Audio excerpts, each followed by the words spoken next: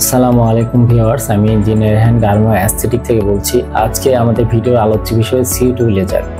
CO2 laser মূলত দুই ধরনের হয়ে থাকে, একটি RF লেজার টিউব টেকনোলজি, আরেকটি গ্লাস টিউব টেকনোলজি। এবং mole, skin tag, acne scar, rejuvenation এবং vaginal tightening purpose CO2 laser use হয়ে থাকে। CO2 লেজার কেনার পূর্বে অবশ্যই মেশিনটা RF টিউব টেকনোলজি কিনা আপনি ইনশিওর হয়ে দিবেন, কারণ RF টিউব টেকনোলজির মেশিন দীর্ঘদিন আপনাকে সার্ভিস দিবে। মেশিনটার এফিসিয়েন্সি অনেক ভালো। তুলনামূলক গ্লাস টিউব টেকনোলজি মেশিনগুলো কম লাইফ টাইম হয় এবং কিছুদিন পরে সমস্যা করা শুরু করে।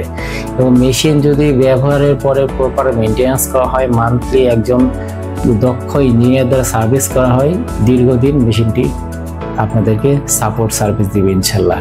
তো আজকের আলোচনায় এতটুকুই। ভালো থাকবেন সবাই। আসসালামু আলাইকুম।